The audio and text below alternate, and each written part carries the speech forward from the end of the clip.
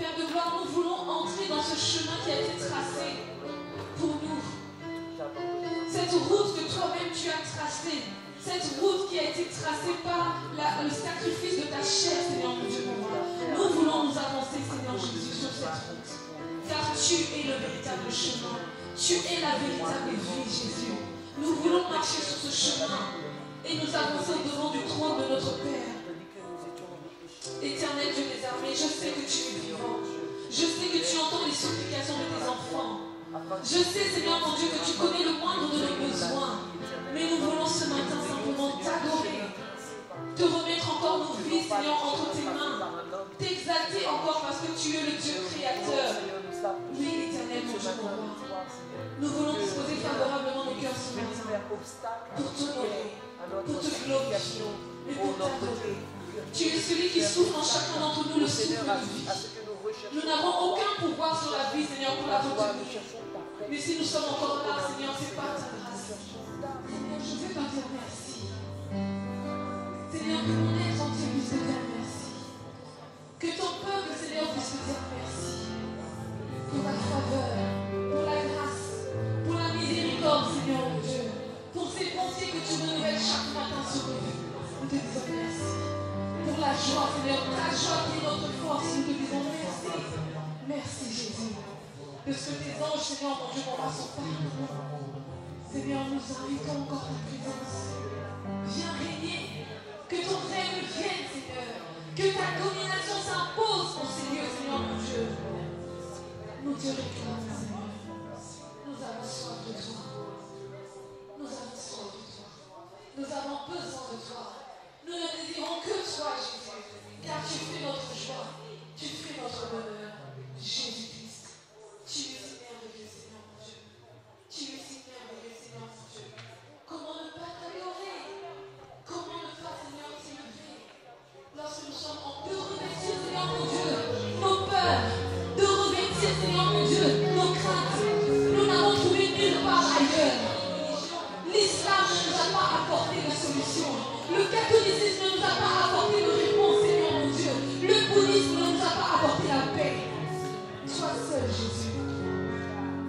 Toi seul as été capable d'accomplir l'œuvre de la croix.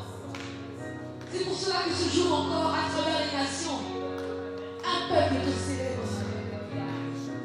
Des hommes et des femmes élèvent leurs mains pour t'adorer. Car tu es Dieu.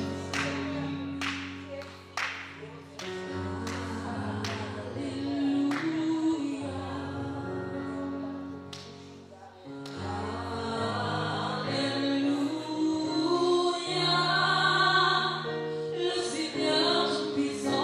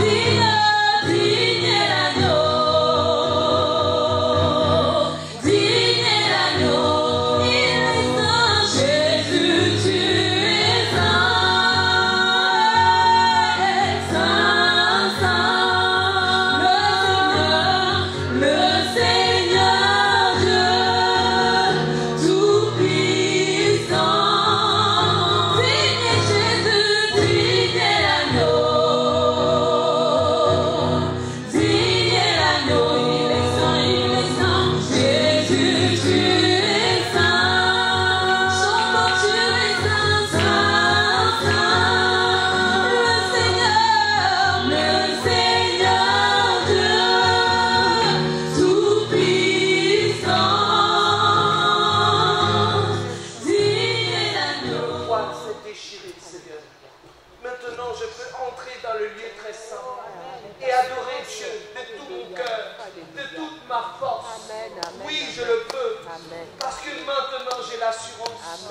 Maintenant, je peux entrer dans le lieu très saint. Tandis que la Bible nous dit, jadis, je n'avais pas de Dieu, j'étais orphelin. Je n'avais pas de droit de cité en Israël. Mais maintenant, je peux entrer dans le sanctuaire. Je peux entrer dans le temple de Dieu. Je peux l'adorer avec mon cœur. Je peux l'adorer parce que je sais, il vit. Parce que je sais, lui seul peut m'amener à la vie après la mort. Il a dit maintenant, même lorsque tu meurs, tu vivras. Oh, béni soit l'Éternel. Béni soit Jésus-Christ qui a triomphé d'entre les morts. Béni soit mon roi, c'est lui qui revient. Que son nom seul soit béni, glorifié au nom de Jésus. Que Dieu soit béni. 1 Jean 5, verset 19. Nous savons que nous sommes de Dieu et que le monde entier est sous la puissance du malin. Alléluia. Écoutez, je parle de l'identité chrétienne. La Bible dit, nous savons que nous sommes de Dieu. Voyez? Donc la Bible dissocie deux types de races ou deux catégories de personnes. La Bible dit ici, nous savons, nous qui avons la parole de Dieu.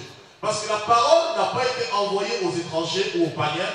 La parole a été envoyée d'abord pour les enfants de Dieu. Ceux qui ont hérité les promesses. Ceux qui ont hérité les promesses de Dieu. Alléluia. Elle a dit que le monde entier est sous la puissance du malin. Ça veut dire littéralement, le monde, lorsqu'on parle du monde, on parle de l'ensemble des individus. Elle dit ici, le mot monde ici en grec donne cosmos. Cosmos veut dire un ensemble de gouvernements harmonieux et habiles. Voyez? Donc ça veut dire le monde dans lequel nous sommes, il y a un gouvernement, il y a un principe, ou il y a des principes dans ce monde, il y a un fonctionnement dans ce monde, et la Bible dit ce monde dans lequel nous sommes est gouverné par quelqu'un. C'est-à-dire que le monde entier, lorsqu'on dit le monde entier, ça veut dire quoi? Le Congo, la France, les États-Unis, vous prenez tous les continents qui existent, tous ces continents, tout le monde entier est sous la puissance du malin, littéralement sous la domination du malin. Donc pour votre information, le diable n'est pas noir. Amen. Est-ce que je suis? Le diable n'est pas noir. Le diable est partout. Il est en Europe, il est en Asie, il est en Océanie, il est aux États-Unis. Et la Bible dit que le monde entier est sous la puissance du malin. Prenons Luc chapitre 4, je vais vous ouvrir les yeux et puis on continue. Luc chapitre 4.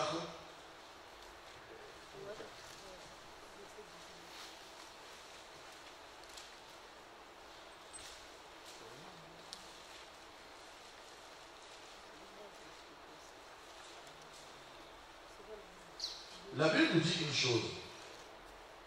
Au verset 5. Le diable ayant élevé Jésus, lui montra en un instant tous les royaumes de la terre et lui dit, je te donnerai toute cette puissance et la gloire de ces royaumes. Le royaume ici, dans la Bible, les royaumes ou un royaume représente une entité ou une autorité. Parce que dans un royaume, il y a forcément qui? Un roi. Donc un royaume impose automatiquement un gouvernement. Donc littéralement, le diable ici peut comprendre à Jésus que si Jésus se prosterne devant lui, il va faire de lui un roi. Est-ce que vous comprenez? Ou une autorité ou une domination. Et il dit quoi? Quand elle m'a été donnée, et je la donne à qui je veux. Donc ici, le diable fait comprendre à Jésus que c'est lui qui règne sur le monde. C'est lui qui domine sur le monde. Tous les gouvernements qui sont placés dans le monde dépendent automatiquement de lui. Vrai ou faux? Vrai ou faux? Est-ce que tu penses que tu peux te lever de devenir président d'un seul coup? Est-ce que quelqu'un parmi nous peut se lever de devenir président d'un seul coup? C'est pas possible. Parce que c'est une sphère bien limitée. Donc pour rentrer dedans, il y a des conditions. Est-ce que vous comprenez? Vous savez, le monde dans lequel nous sommes, il y a des choses que chacun peut faire, mais il y a un moment, il y a un niveau que vous ne pouvez pas atteindre parce que c'est verrouillé. Et la seule condition qui rentrait, c'est ce que le diable a dit à Jésus. Si tu te prosternes et m'adores, donc tu dois faire allégeance pour rentrer dans ce milieu. Mais ce n'est pas le but aujourd'hui, c'est juste pour nous ouvrir un petit peu les yeux. Donc Satan fait comprendre à Jésus que celui qui gouverne sur le monde, celui qui domine sur le monde. Voyez? Donc la Bible est claire, le monde entier est sous la puissance du malin. Donc ça veut dire toutes les personnes qui sont dans le monde, ils sont sous la puissance du malin. Ils sont sous la domination du malin. Ils sont sous le règne du malin. Et Satan dit, car ceci m'a été donné. Donc comme ça m'a été donné, ça m'appartient. Et comme ça m'appartient, j'en fais ce que je veux. Alléluia. Donc c'est le malin qui a assujetti le monde. C'est le malin qui domine le monde. Et lorsque nous venons au monde, lorsque nos parents nous mettent au monde, indirectement ou directement, nous sommes programmés à être des sorciers. Alléluia. Qui a dit oh? Qui est choqué? Qui est choqué? Lorsque nous venons au monde, nous sommes programmés à être des sorciers. Littéralement, nous sommes programmés, frères et sœurs, à devenir des démons. Nous sommes programmés, frères et sœurs, à manifester les œuvres de ce royaume. Or, lorsque tu manifestes les œuvres de ce royaume, ça veut dire que tu appartiens à ce royaume. Et tu appartiens à celui qui domine ce royaume. Vrai ou faux? Alléluia. C'est pourquoi la Bible dit une chose dans Éphésiens chapitre 2. Allons-y.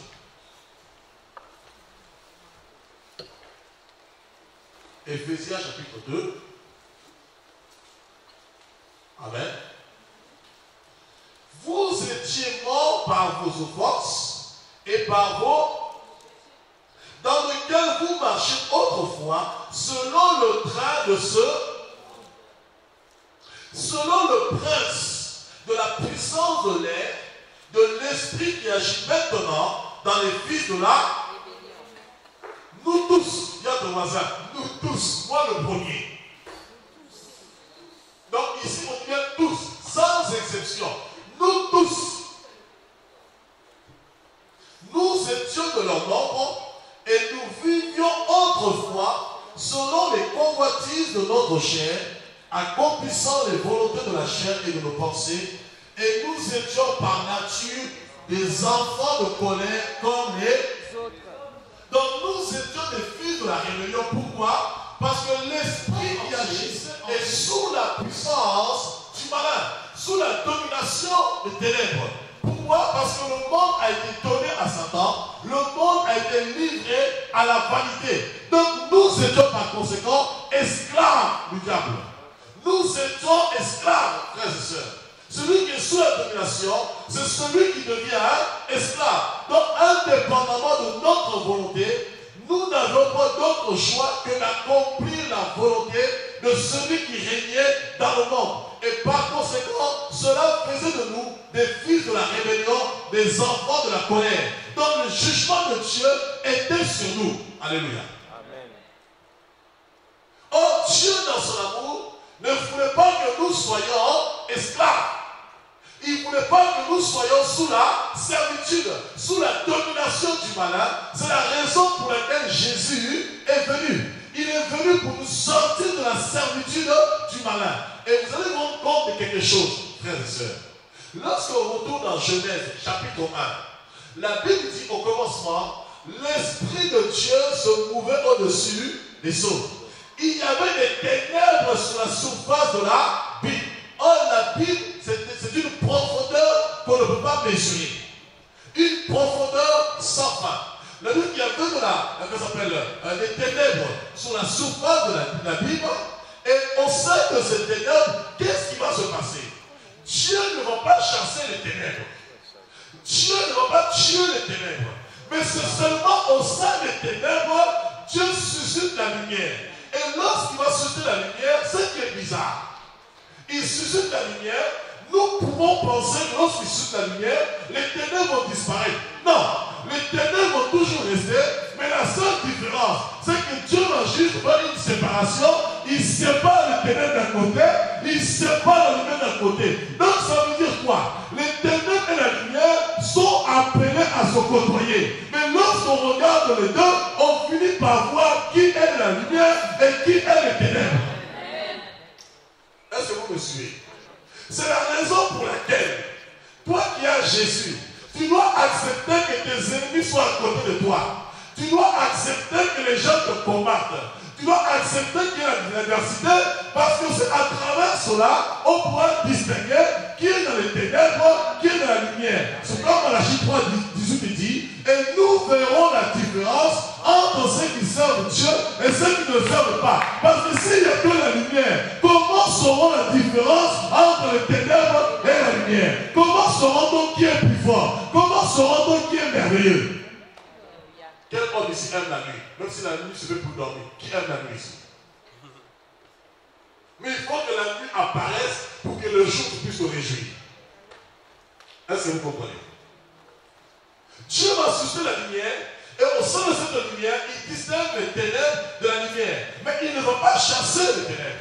Il va laisser les ténèbres, mais il met juste une séparation. Pourquoi? Vous allez comprendre. En fait, ici, ce qui s'est passé, c'est ce qui s'est passé dans la Genèse déjà depuis. Dieu crée la séparation, il laisse les ténèbres.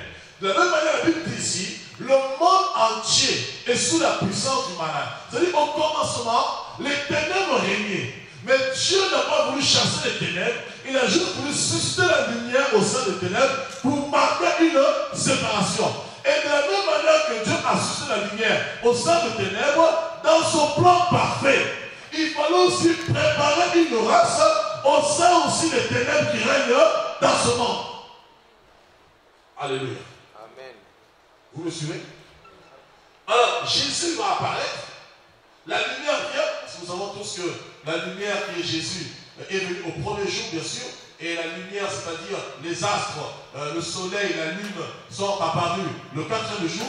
Donc, par conséquent, nous comprenons clairement que cette lumière qui a fait son apparition le premier jour, c'est Jésus-Christ. Et lorsqu'on lit de Jean, Jean nous dit, cette lumière était la lumière des hommes. Mais ce qui est bizarre, c'est que lorsque dans Genèse 1, on parle de la lumière, mais lorsque la lumière fait son apparition, les hommes n'étaient pas là. Donc ça veut dire, Jean faisait comprendre que de cette lumière allait sortir les hommes. De cette lumière allait sortir une génération. De cette lumière allait sortir un peuple. Alléluia. Amen. Alors, qu'est-ce qui va se passer? Vous savez la suite. Dieu va créer Adam, Adam va jouer tout ça, etc. Dieu prépare un plan. Mais le verset qui m'intéresse, c'est Ésaïe 43, verset 10. Lisons tous ensemble.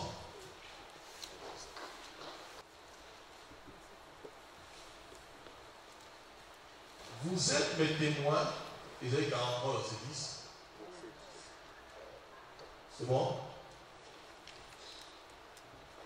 Donc nous parlons de l'identité. Vous ayez foi et comprenez que c'est moi. Avant moi, il n'a pas été formé de Dieu. Et après moi, il n'y aura point de Dieu. Alléluia. Amen. Dieu dit quelque chose ici. Il dit, vous êtes mes témoins, dit l'Éternel, vous, et mon serviteur que j'ai choisi, afin que vous ayez la foi. Donc ça veut dire quoi littéralement? C'est-à-dire le serviteur que Dieu a choisi, c'est le serviteur qui est appelé à communiquer la foi. Voyez? Et par son serviteur qui communique la foi, automatiquement, ces personnes qui reçoivent la foi, ce serviteur fait Alléluia. On va reprendre. Vous êtes mes témoins, vous et mon serviteur que j'ai choisi, afin que vous sachiez que vous ayez la foi et que vous compreniez que c'est moi l'Éternel, avant moi qui a point de Dieu, et après moi il n'y en aura point d'autre. Donc ce n'est pas ce serviteur, lorsqu'il communique la foi, et ensuite ce serviteur que Dieu a choisi, son oint, à travers son oint fait de nous automatiquement, littéralement, des témoins. C'est ce qu'inconsciemment les autres appellent témoins de Mais ils n'ont pas compris la pensée. Alléluia. Amen. Ils sont arrêtés sur la première partie, ils n'ont pas été à la deuxième partie. Et lorsque Jésus va venir justement, il va témoigner, rendre témoignage de Dieu. Jésus vient sur la terre, il rend témoignage de Dieu. Il dira aux apôtres dans Jean 4, ma nourriture, verset 34, est de faire la volonté de celui qui m'a envoyé. Donc Jésus est venu, le serviteur de Dieu, ou littéralement loin de Dieu. Et son mot ouais, c'est ce qu'on retrouve dans Ésaïe 61. C'est-à-dire celui que Dieu a marqué de son empreinte. Celui que Dieu a oint particulièrement. Et l'Esprit du Seigneur est sur moi. L'Éternel m'a oint. Voilà. Donc, et ce serviteur, quand il arrive, il va rendre témoignage de Dieu. Il va rendre témoignage à la lumière. Il va témoigner de Dieu. Il va témoigner de la lumière. Et la mission qu'il avait particulièrement, non seulement rendre témoignage, mais qu'à travers de lui naissent des fils et des filles. Pour Dieu le Père. Alléluia. Alors Jésus arrive dans le monde. Une fois qu'il a témoigné, il a accompli sa mission, il a accompli son œuvre, il va donner naissance à des fils. Et ces fils, c'est nous justement qui sommes ces fils qui avaient reçu sa parole. Alors dans Hébreux chapitre 2.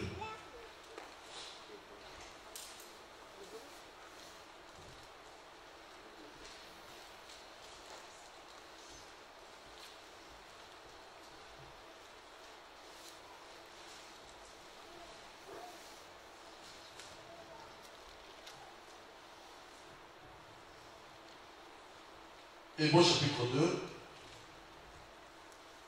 à partir du verset 12. C'est bon, on peut y aller? Lorsqu'il dit, j'annoncerai ton nom à mes frères, je te célébrerai au milieu de l'assemblée, et encore, je me confierai en toi, et encore, écoutez, je me confierai en toi, et encore, il dit quoi?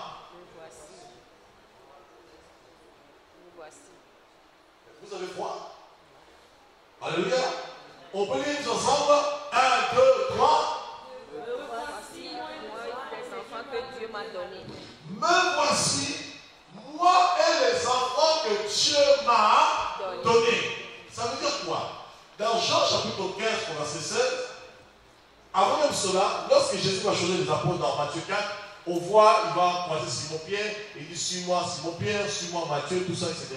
Je ferai de vous pécheurs d'hommes. Et dans Matthieu 15, 16, Jésus leur dit particulièrement, ce n'est pas vous qui m'avez, mais c'est plutôt moi qui vous ai choisi, afin que vous alliez et que vous portiez des fruits et que par-dessus tous vos fruits demeurent. Alléluia. Donc Jésus leur fait comprendre, comme il est le serviteur de Dieu, le témoin de Dieu, le principe de la création, et que Dieu est de tout pouvoir, maintenant il fallait qu'il fasse des fils et des filles pour Dieu le Père. Il fallait que ce serviteur donne naissance à une race. Il fallait que ce serviteur donne naissance à une postérité. Il fallait que ce serviteur donne naissance à une génération. Alléluia. Et c'est cette race, cette génération qui seront les témoins de Dieu sur la terre. Donc son serviteur est venu particulièrement pour une mission bien précise. Témoigner de Dieu, témoigner de la lumière et susciter une postérité derrière lui. Alléluia. Est-ce que vous me suivez? Alors il dit aux apôtres, ce n'est pas vous qui m'avez choisi, c'est moi qui vous ai choisi. Comment il les a choisis? Juste par la parole. Pourquoi? Parce que Hébreux 1,14 nous dit, il soutient toutes les choses par sa parole. Et à travers sa parole, il peut amener à l'existence les choses qui n'existent pas, comme si elles existaient. Donc par la parole qu'il aura prononcée, il produit la vie en eux, parce que la parole de Dieu, elle est esprit et vie. Rappelez-vous, lorsque Dieu a créé Adam et Ève, la Bible dit, Dieu va dire, créons l'homme à notre image, et ensuite Dieu va juste souffler dans ses narines, l'homme doit prendre vie. Alléluia. Amen. Alors il va les choisir, il va les enseigner, il va les former bien comme il faut, afin qu'à leur tour, ils puissent rendre témoignage à la lumière. Mais le seul problème, c'était que lorsqu'ils avaient reçu la parole, il leur manquait quelque chose, le souffle. Le souffle que Dieu a mis en Adam, il a manqué ce souffle. C'est pourquoi lorsque Jésus a été enlevé au ciel, après sa mort et sa résurrection, il va dans Actes chapitre 1, on le voit, il va s'entretenir avec eux pendant 40 jours. Et pendant ces 40 jours, il va leur parler des choses qui concernent le royaume de cieux. Voilà ce qui se passe dans le royaume de cieux. Voilà votre identité. Voilà qui vous êtes. Voilà ce que vous ferez, etc., etc. Et la Bible dit, lorsqu'il va monter, il va souffler sur eux. C'est-à-dire littéralement pour les disposer à recevoir le Saint-Esprit. Et la Bible nous dit dans Acte 2 maintenant, lorsque le Saint-Esprit va venir, en ce moment justement, ils vont être baptisés du Saint-Esprit. Ils ne vont plus être les mêmes créatures. Pourquoi? Parce que tu peux recevoir la parole de Dieu et ne pas changer. Mais la personne qui va accomplir la différence dans ta vie, c'est le Saint-Esprit. Pourquoi? Parce que le Saint-Esprit est le doigt de Dieu. Le Saint-Esprit est l'action de Dieu. Regardez quelque chose. Dans Genèse 1, je reviens en arrière. À chaque fois que Dieu dit, faisons l'homme à notre image, il s'est passé quelque chose. La Bible dit, il y avait l'Esprit de Dieu qui mouvait. Après que Dieu a parlé, dans son conseil, il ordonne. Lorsqu'il dit, le mot dit ici, en hébreu, il dit Amar. Amar veut dire commander. Donc Dieu ordonne à la lumière de paraître. Et quand la lumière vient, c'est maintenant l'Esprit qui met la séparation. Est-ce que vous comprenez? Parce que l'Esprit est l'action de Dieu. Et Jésus est le moyen de Dieu. Jésus est le moyen par lequel Dieu a fait les choses. Et le Saint-Esprit est l'accomplissement de ce que Dieu veut. Est-ce que vous me suivez? Donc, lorsque Jésus a soufflé sur eux, il fallait qu'ils attendent pour recevoir le Saint-Esprit afin que le Saint-Esprit accomplisse l'action de Dieu dans leur vie. Afin que l'Esprit accomplisse la volonté de Dieu dans leur vie. Afin que l'Esprit les métamorphose, les transforme. Alléluia. Tu peux recevoir la parole. Si tu reçois la parole et que tu ne reçois pas l'Esprit, la parole en fait, elle ne te servira à rien. Elle restera nulle et sans effet. Lorsque tu reçois la parole et que l'Esprit accompagne la parole, automatiquement la parole devient vivante. Vous voyez, c'est comme un grain de semevé. Vous prenez une semence, vous jetez à terre, vous plantez la semence, même si c'est une bonne terre, mais si vous n'arrosez pas la semence, ça ne servira à... Vous aurez fait le travail à moitié. Eh bien, l'arrosage, l'eau là, c'est le Saint-Esprit, quand tu arroses. Alors, ils vont recevoir le Saint-Esprit. En ce moment, ils vont te baptiser du Saint-Esprit et ils vont faire partie du royaume de Dieu. Ils vont devenir gens de la maison de Dieu. C'est pourquoi la Bible dit, à nous tous qui croyons en lui, qui l'avons reçu selon Jean 1,12, il fait de nous désormais des enfants de Dieu. Alléluia. C'est-à-dire, nous devenons par Jésus enfants de Dieu. Et si nous devenons enfants de Dieu par Jésus, automatiquement nous devenons héritiers de Dieu et avec Jésus en tant que témoin fidèle, nous devenons co-héritiers. Donc par conséquent, nous ne sommes plus sous la puissance du malin, mais nous sommes maintenant sous la puissance de Dieu. Amen. Alléluia. Amen. Éphésiens Colossiens chapitre 1.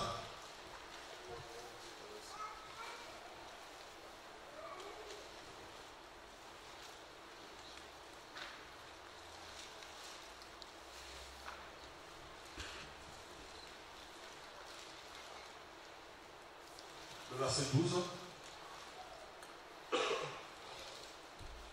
C'est bon?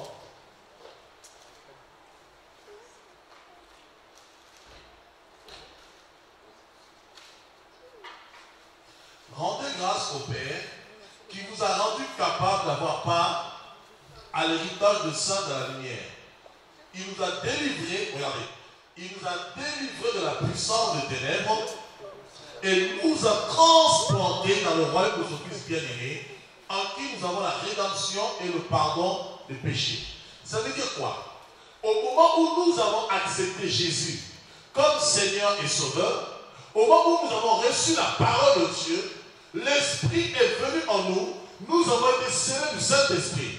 Par conséquent, le royaume des ténèbres, le monde des ténèbres, comprenez, quand je parle du royaume des ténèbres, il n'est pas physique. Je parle de manière spirituelle, vous comprenez? Quand on dit le monde entier sous la puissance des ténèbres, bien sûr, ce royaume est là.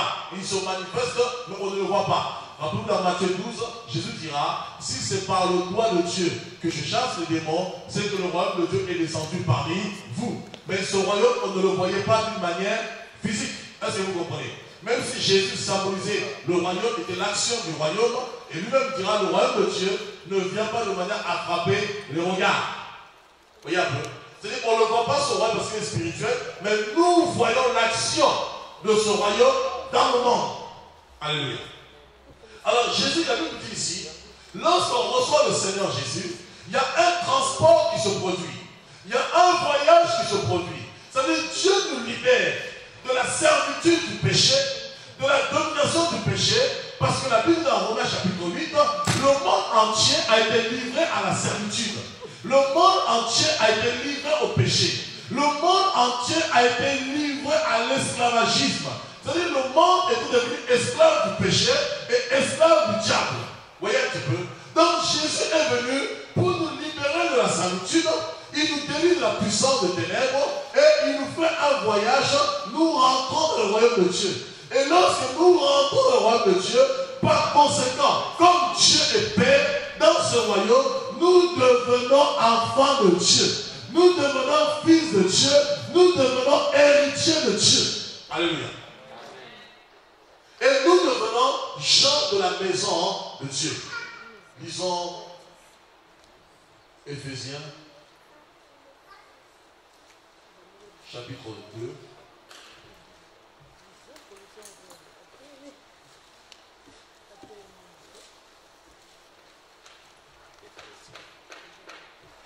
Éphésiens chapitre 2,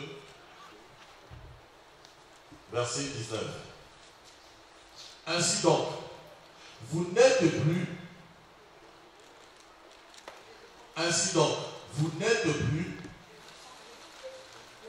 ni des gens du dehors, mais vous êtes concitoyens des saints, gens de la maison de Dieu. Ainsi donc, vous n'êtes plus des étrangers. Ainsi donc, pourquoi? Parce que maintenant que nous avons reçu Jésus, nous ne sommes plus des étrangers. Voyez? Nous ne sommes plus, comme ça s'appelle, des gens du dehors. Parce qu'un étranger ne bénéficie point de l'héritage de la maison. Un étranger ne bénéficie pas des promesses de la maison. C'est-à-dire, vous n'êtes plus des étrangers, vous n'êtes plus des gens du dehors, mais vous êtes concitoyens des saints, et par-dessus tout, vous êtes gens de la maison de Dieu. Littéralement, vous appartenez à Dieu. Vous ne vous appartenez plus à vous-même, vous n'appartenez plus au royaume des ténèbres, vous appartenez à Dieu. Alléluia. Je parle de la plaidoirie ce matin de l'identité chrétienne. Tu dois savoir qui est ton identité pour mieux plaider ta cause devant Dieu. Parce que comment veux-tu plaider? Dans Ésaïe 42, je dis, réveille ma mémoire et plaidons ensemble. Et je dis, justifie-toi toi-même, plaide ta cause. Donc pour mieux plaider devant Dieu, tu dois comprendre qui tu es. Ce que Dieu a accompli dans ta vie et ce que Dieu te promet pour mieux plaider. Ce qui fait que devant les combats, les épreuves, tu ne baisseras pas les bras. Devant les combats, les épreuves, la maladie, les soucis, les difficultés, tu viendras devant Dieu, tu diras, Seigneur, tu as dit. Seigneur, ta parole est là. Je suis fils, je suis héritier, je suis gens de la maison de Dieu, je suis l'enfant de la promesse. Et il m'a été promis. Tu as dit toutes tes promesses. Seigneur, tu as déclaré ceci pour ma vie. Je veux voir ces choses. Et là, tu nous réveilles sa mémoire. Frère, vous savez, il y a un moment, Dieu dort. Hein? Vous savez, oui, mais il est écrit, il ne sommeille ni ne dort. Oh, mes frères, écoutez quand même. Comprenez le langage de Dieu. Il n'est pas un homme pour dormir, pour se fatiguer, mais néanmoins Dieu dort. Quand Dieu dort, ça veut dire quoi? Il y a un moment, il garde le silence. Et pendant ce temps de silence, il y a un moment, il faut se réveiller sa mémoire. Il faut lui rappeler. Seigneur, tu avais dit, écoutez, c'est simple. Pour mieux comprendre ce que je vous dis, je rentre sur le plan humain, terre à terre. Lorsque quelqu'un vous doit quelque chose, ce n'est pas forcément dire que la personne ne veut pas vous donner la chose. Mais la personne peut oublier par les multiples occupations. Tu imagines que Dieu doit s'occuper de la sœur Déborah. Il doit s'occuper du frère Rudy. Il doit s'occuper de la sœur. Il doit s'occuper de la sœur. Il doit s'occuper des sœurs derrière. Il doit s'occuper des frères. Donc il fait beaucoup de choses. Donc il y a un moment, ce n'est pas qu'il ne veut pas te donner, mais il est tellement pris, il y a un moment que tu nous réveilles sa mémoire. Seigneur, tu l'avais dit. Mais c'est pas moi qui parle. Ah, quel son. Prends la Bible.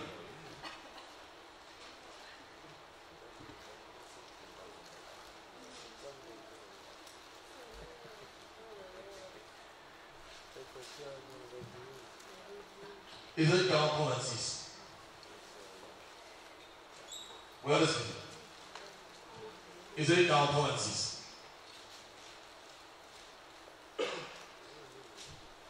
Le thème de ce matin, c'est l'identité chrétienne, la plaidoirie.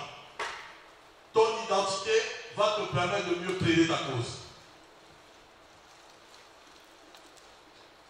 C'est bon? C'est bon? Ésaïe 43, 26. Réveille ma mémoire, plaidant. Parle toi-même pour te. Dieu dit quoi? Parle-toi pour te justifier. Parle toi-même pour t'expliquer. Alléluia.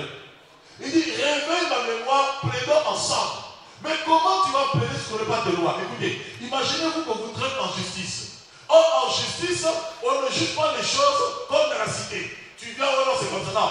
En justice, on juge les choses selon la loi. Donc tu dois connaître les codes aussi de la loi. Mais si tu arrives, on dit bon, l'article tel dit ça. Non, vous comprenez ce que je dis ou pas? Ah mais c'est la même chose. C'est-à-dire que tu dois plaider ta cause devant Dieu selon quoi? Selon la parole. Or tu dois aussi connaître qui tu es, ta position dans le Seigneur, les promesses de Dieu pour ta vie, pour mieux plaider ta cause. Sinon, il y a des choses qui vont passer devant toi et tu ne rappelleras pas ces choses à Dieu et tu passeras à côté. Il faut rappeler à Dieu ses promesses. Il faut rappeler à Dieu ce qu'il avait dit, ce qu'il m'avait promis. C'est quoi la Bible dit. Même si la prophétie tarde, attends quand elle s'accomplira. Mais tu peux attendre la promesse en rappelant à Dieu sa promesse. Tu vas Abraham lui poser une question au Seigneur. Mais tu avais dit. Pourquoi à plusieurs reprises on ne dit pas à Abraham? Parce qu'Abraham parlait. Il dit écoute, ça fait maintenant 25 ans que je te suis. Tu m'avais parlé il y a 25 ans en arrière. J'avais 75 ans. Tu m'as dit je vais avoir un enfant. Regardez dans Acte 7, Dieu appelle Abraham. Dans Acte 11, Dieu appelle Abraham. Dans Genèse plutôt, Acte 7, Genèse 11, Dieu rappelle encore Abraham. Genèse 12, Dieu parle encore à Abraham. Genèse 13, il rappelle encore que tu auras des enfants. Genèse 15, il rappelle encore. Genèse 17, il rappelle. Pourquoi? Mais quand on lit ça, c'est une histoire qui s'est passée comme ça. Non, il s'est passé 25 ans. Donc chaque année, jusqu'au jour où il va arriver, l'ange lui dit, l'année prochaine, cette fois-ci, Abraham, je comprends. Tu m'as tellement fatigué, tu m'as tellement épuisé. J'en ai aussi assez. Alors l'année prochaine maintenant, à la même époque, ta femme aura un fils. Parce que la foi, elle n'est pas passive. Est-ce que vous comprenez? La foi, elle est active. Donc Dieu veut que tu le secoues par moment. Ce n'est pas qu'écoutez, n'allez pas me dire oui, mais est-ce qu'on fait trembler Dieu? Non. Comprenez mon langage. Alléluia. Donc Dieu a besoin aussi que tu sois actif. Dieu a besoin que tu puisses prendre part à ses promesses. Dieu a besoin de te voir aussi en action. Dieu veut que tu uses de violence. Frère, je vous dis une chose. Dieu a promis la guérison pour tout le monde. Mais tout le monde n'est pas guéri, c'est bizarre. Est-ce que vous comprenez? Vous vous rappelez cette affaire de la piscine de Bethesda, non? Oui. Vous vous rappelez, non? Il y avait une piscine qui était là qui symbolisait la miséricorde. Un homme qui était là pendant 38 ans. Il dit, mais Seigneur, je te dis, veux-tu être guéri? Lorsqu'il dit, veux-tu être guéri, ça veut dire quoi? Par ses meurtrissures, nous sommes guéris. Donc, il a déjà accompli la guérison. Maintenant, si tu veux être guéri, dans ce cas, viens simplement te servir comme dans un panier. Dans le panier, il y a toutes sortes de guérisons. Le sida, le cancer, l'hépatite, la surdité, tout ce que vous voulez. Tu prends, tu vas dans le panier, tu te sers en fonction de tes besoins. C'est pourquoi j'aime dans Exode 3, verset 14. On verra ça la prochaine fois. Mais si tu le permets. Dieu dit à Moïse et à Dieu, lorsque je vois les enfants d'Israël, que quand ils poseront la question, comment s'appelle ce Dieu qui t'a envoyé? Dieu répond à Moïse, dis-leur, je suis ce que je serai, m'a envoyé. Dis à ton voisin, est-ce que c'est correct? Est-ce que c'est correct? Il dit, je suis ce que je serai. Ça veut dire quoi? Je suis ce que je serai pour toi. Si tu estimes que je peux te guérir du cancer, donc je suis celui qui guérit du... Si je peux te guérir du sida, je suis celui qui te guérit du sida. C'est tout. Alléluia. Amen. Et cet homme me dit, oui, mais ça fait 38 ans, lorsque je vais à la piscine, il y a un homme qui va avant moi et il est guéri. Mais c'est normal, parce que la base même de la foi, elle est active. La foi ne va pas passer. Si tu veux la guérison, il faut que tu sois en mouvement. Il faut que tu bouges. Dieu ne travaille pas avec des paresseux. Dieu ne travaille pas avec des fainéants. Alléluia. Amen. Il veut que tu sois en action. Il veut que tu sois en mouvement parce que Dieu lui-même est en action. Dieu lui-même est en mouvement. Dieu lui-même crée. Dieu lui-même fait. Dieu lui-même bouge. Amen. Amen. Et ici, on nous dit justement, Dieu nous a transportés dans ce royaume. Nous sommes devenus enfants de Dieu. C'est-à-dire, lorsque tu deviens enfant de Dieu maintenant, tu n'es plus sous la servitude du monde. Tu n'es plus esclave du monde. Tu n'es plus sous la puissance de la domination du malin. Alléluia. Amen. Dans Jean chapitre 8, Jésus dit quelque chose au verset 32. Vous connaîtrez la vérité et la vérité vous affranchira. Et si la vérité vous affranchit, vous serez réellement libre. Libre de quoi? Littéralement libre du monde, de l'esprit du monde, de l'esprit de la rébellion, de l'esprit qui domine le monde, libre de la servitude. Parce que jusqu'à présent, vous avez été esclaves. C'est pourquoi il précise les choses. Regardez après, en bas. Jean 8.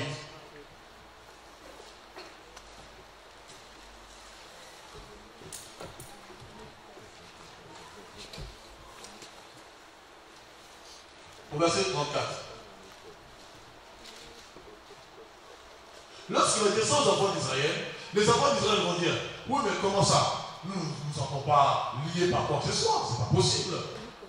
Et Jésus leur dit au verset 34, en vérité, je vous le dis. Mais prenons le verset 32 directement, jusqu'au verset 35. Vous connaîtrez la vérité et la vérité vous affranchira. Regardez ce que les Juifs vont lui dire. Ils lui répondirent, nous sommes la postérité d'Abraham et nous ne fûmes jamais esclaves de personne. Comment dis-tu, vous deviendrez libres? En vérité, je vous le dis, leur répliqua Jésus. Quiconque se livre au péché est esclave du péché. Or, l'esclave ne demeure pas toujours dans la maison, le Fils qui demeure toujours. Et si donc le Fils vous affranchit, vous serez réellement libres. Voyez un peu. Je dis, celui qui se livre au péché est esclave du péché. Pourquoi? Comme le monde entier sous la puissance du malin, le monde entier est livré au péché. C'est dans Romains 8. Le monde a été livré à la servitude, à la vanité. Le mot vanité veut dire corruption, veut dire dépravation, veut dire débauche, veut dire impudicité, veut littéralement dire le péché. Comme le monde a été livré au péché, et que nous tous, nous sommes nés tout entiers dans le péché, comme dira David, automatiquement, nous sommes esclaves de ce système. Nous sommes sous la servitude. Voilà pourquoi Jésus est venu pour nous libérer de ce système, pour nous rentrer maintenant, nous faire rentrer dans le royaume de Dieu, afin que nous devenions des fils d'adoption. Dieu va nous adopter et par Jésus, nous allons devenir fils de Dieu et par conséquent, co-héritiers avec Christ. Et en tant que fils de Dieu, maintenant, nous bénéficions de toutes les promesses de Dieu. Dans 2 Corinthiens chapitre 1, la Bible dit, toutes les promesses de Dieu sont le oui et le amen. Dans la Bible.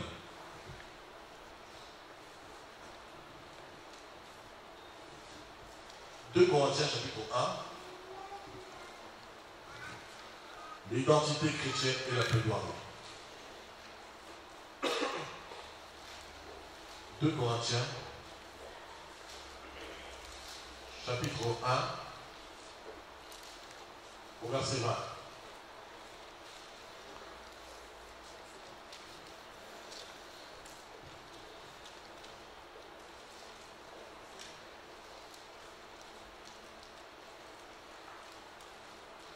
Car pour ce qui concerne toutes les promesses de Dieu, c'est en lui qu'est le oui.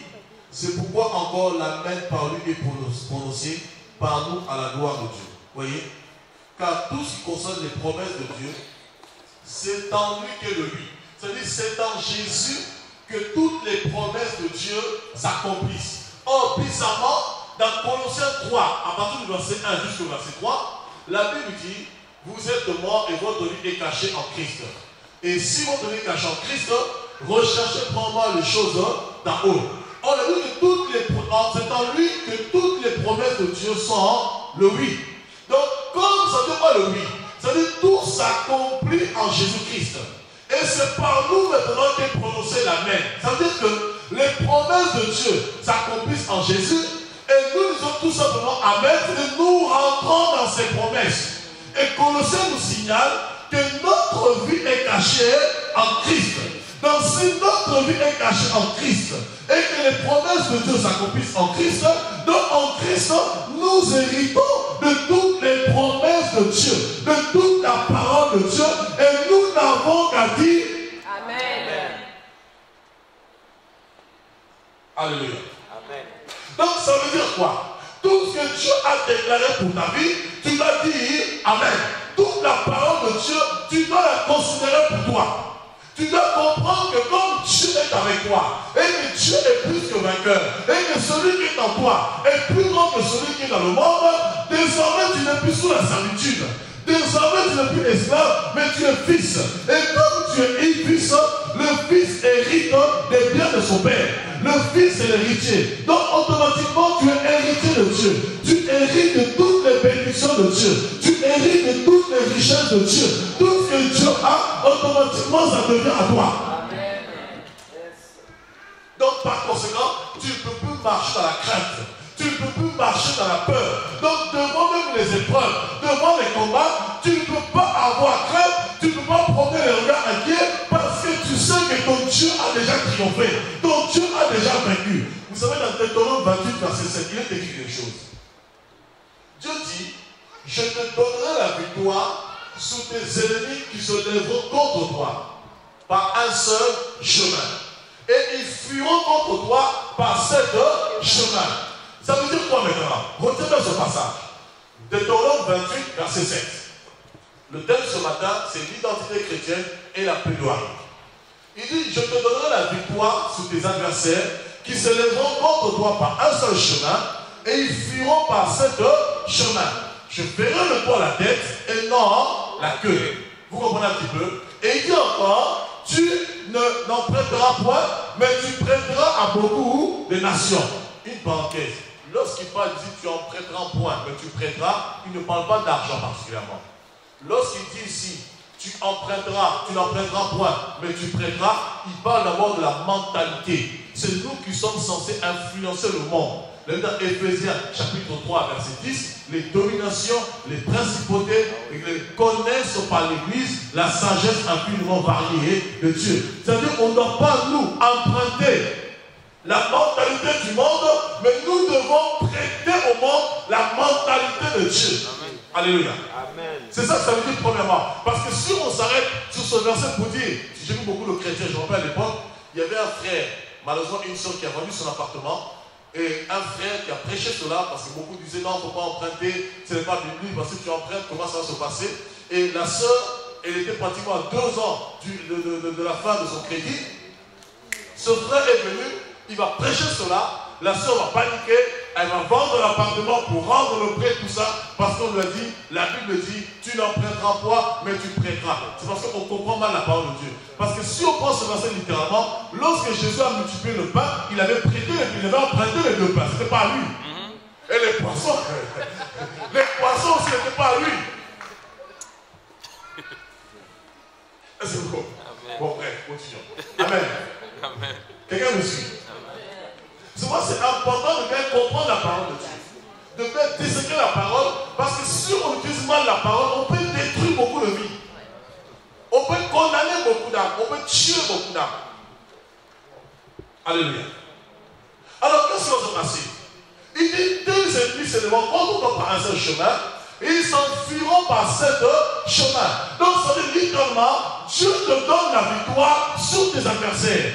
Dieu te donne le succès devant tes ennemis. C'est pourquoi la Bible dit que 1000 tombent à ton côté, 10 000 à ta droite, tu ne seras pas atteint. Donc ça veut dire que Dieu va te distinguer par rapport à tes ennemis. De la même manière dans Genèse 1, Dieu a distingué la lumière des ténèbres, étant aussi dans son monde. Comme dans son monde, c'est les ténèbres qui règnent, parce que tu ne vois pas, nous sommes en plein jour. Mais tu dois comprendre que les ténèbres règnent. Et comme les ténèbres règnent, de la même manière dans Genèse 1, les ténèbres régnaient sur la surface de l'abîme de la terre, et dans son monde où il y a les ténèbres, Dieu suscite une partie de lui qui est la lumière, c'est-à-dire ses fils, ses enfants. Et donc, en tant qu'enfant de Dieu, Dieu est aussi appelé à distinguer les ténèbres de ce monde à la lumière que tu es. Amen. Amen. Alléluia. Amen. C'est pourquoi la Bible dit, nous ne sommes pas du dehors. Nous ne sommes pas de ténèbres pour parler comme les gens de ce monde. Mais nous sommes de la lumière et nous devons manifester les œuvres de la lumière. Amen. Amen. Ce n'est pas la lumière du soleil le jour, non. La lumière de Dieu qui est en nous. La parole de Dieu, qui est cette lumière pour éclairer les nations, pour éclairer le monde. Et c'est nous qui représentons cette lumière. C'est nous qui sommes censés éclairer le monde. Et plus nous allons éclairer le monde, c'est alors maintenant que le monde lui-même verra la différence entre ceux qui sont à lui qui lui appartiennent et ceux qui ne lui appartiennent pas. C'est pourquoi un enfant qui est dans la lumière, un enfant de Dieu, n'a pas besoin de dire aux gens, moi je prie Dieu. Il n'a pas besoin de dire, moi je suis chrétien. Il n'a pas besoin de dire, moi je suis Jésus. C'est les gens eux-mêmes, quand ils vont te regarder, ta manière de te comporter, ta manière de vivre, ta manière de faire, ta manière de parler, ta manière d'agir, eux-mêmes verront que tu es différent d'eux. Et c'est alors qu'ils vont réaliser, toi tu n'es pas comme nous. Amen. Alléluia. Amen. Et c'est pas toi qui vas les fuir, c'est eux qui vont te fuir. Parce que la lumière ne fuit jamais. Vous comprenez? C'est les ténèbres qui fuient la lumière. Parce que les ténèbres aiment se cacher, mais la lumière aime se manifester. C'est quand le même monde nous dit, la vérité n'est pas bonne à dire, mais tôt ou tard, la lumière fait triompher les choses tout de suite. Alléluia. Amen. C'est important de comprendre son identité. Et nous qui sommes maintenant fils de Dieu, Dieu nous a revêtus de son autorité. Dieu nous a revêtus de sa gloire. Dieu nous a revêtus de sa pensée. Et en Jésus, toutes les promesses de Dieu sont le oui et l'amen. Et en Jésus, toutes les promesses de Dieu s'accomplissent. C'est pourquoi dans 2 Timothée 2,13 il dit, toutes les promesses de Dieu. À celui qui a fait cette promesse, comme il est tellement fidèle, il ne peut se renier, toutes les promesses de Dieu s'accompliront. Je veux dire à quelqu'un ce matin, toutes les promesses de Dieu pour ta vie, elles vont s'accomplir.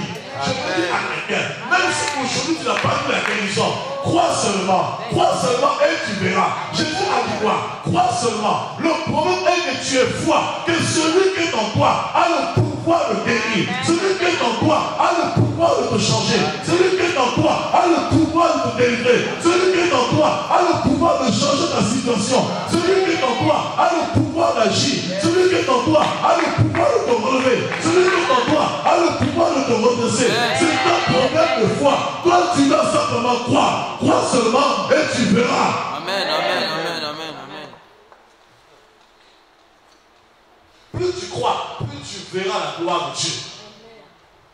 Et les apôtres, ils avaient compris cela. C'est pourquoi vous allez voir. Lorsque dans Acte 19, l'apôtre Paul va se retrouver à Éphèse. La Bible nous dit une seule chose.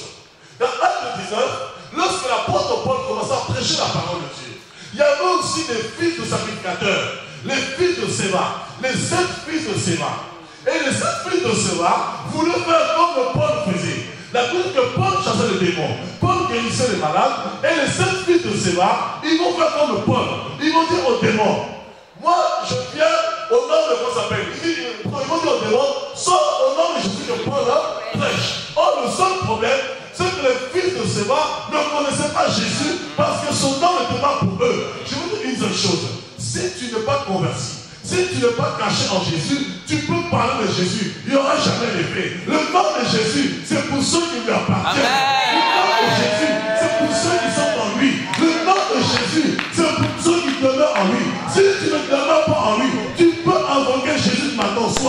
ne fera rien. Parce que celui qui demeure en lui, il connaît la puissance de son nom. Il connaît le privilège de son nom. Il connaît la gloire de son nom. Alléluia. Amen. Alors, Paul change ce démon. Les fruits de cela viennent. Au nom de Jésus que Paul prêche. Parce qu'ils ont trouvé que c'est un nom magique. Donc tu dis seulement son nom, les choses se font. Non, frère. Parce que tu dois t'approprier ce nom.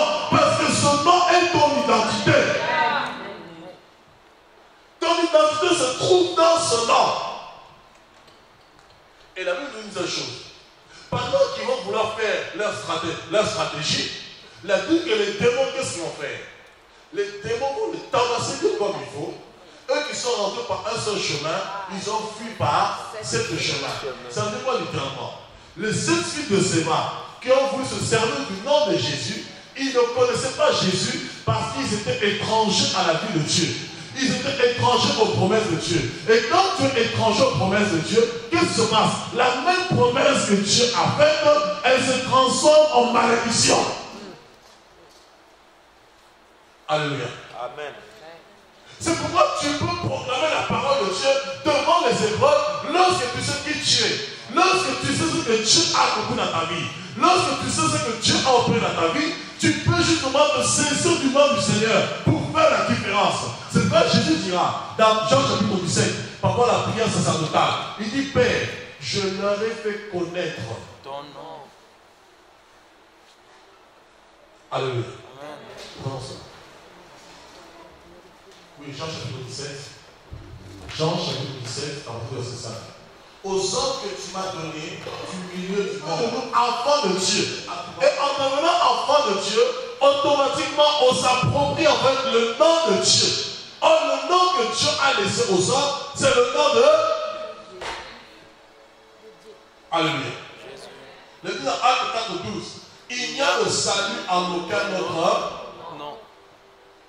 C'est le seul nom que Dieu nous a donné en tant qu'enfant de Dieu, c'est le nom de Jésus et la parole. Ça veut dire quoi? Plus tu vas connaître la parole, plus tu vas méditer la parole, tu vas te servir de cette parole au nom de Jésus. Tu vas déclarer la parole, et comme la parole s'accomplit en Jésus, tu vas déclarer cette parole au nom de Jésus. Et automatiquement, cette parole trouvera son accomplissement parce que la parole est soumise à Dieu. Amen.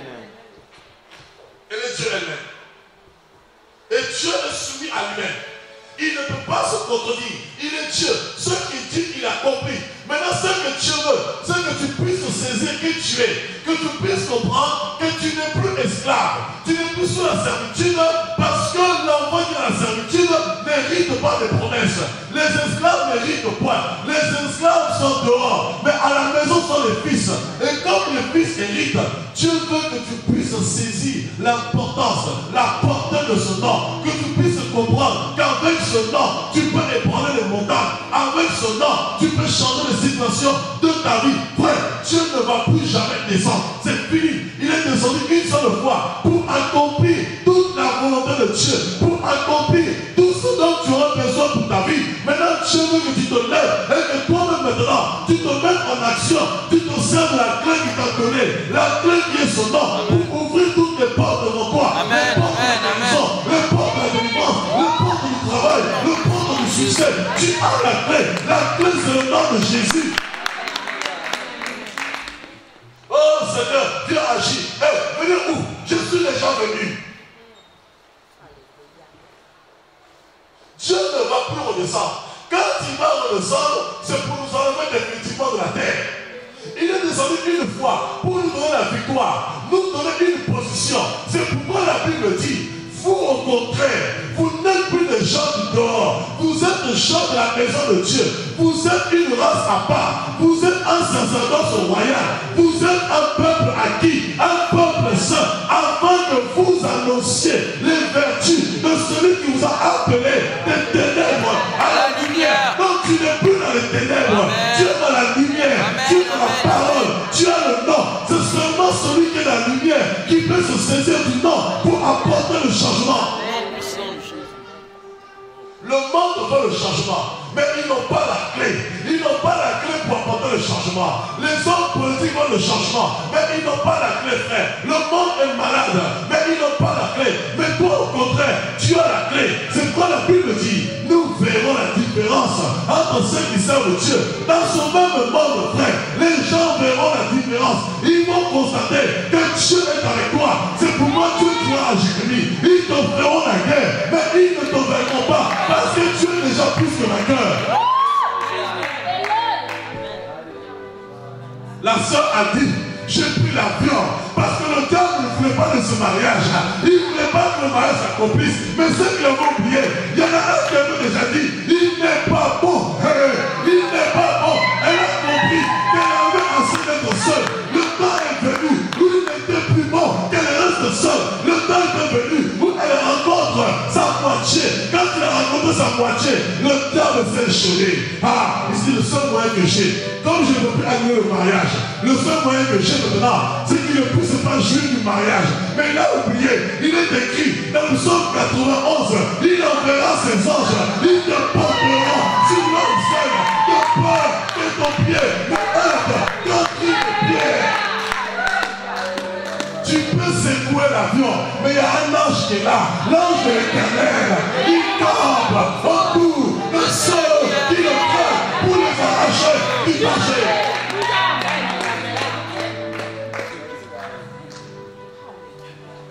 Quand tu sais qui tu es, pendant que l'avion est en secousse, pendant que l'avion est en mouvement, tu ne vas pas trembler, tu restes calme, de tes yeux, tu regardes, tu commences à déclarer la parole. Père, tu as dit, Seigneur, tu as dit, je ne mourrai pas, mais je vivrai. Il faut que je témoigne de cela, il faut que je raconte des merveilles. Oh, il faut que je témoigne des bontés.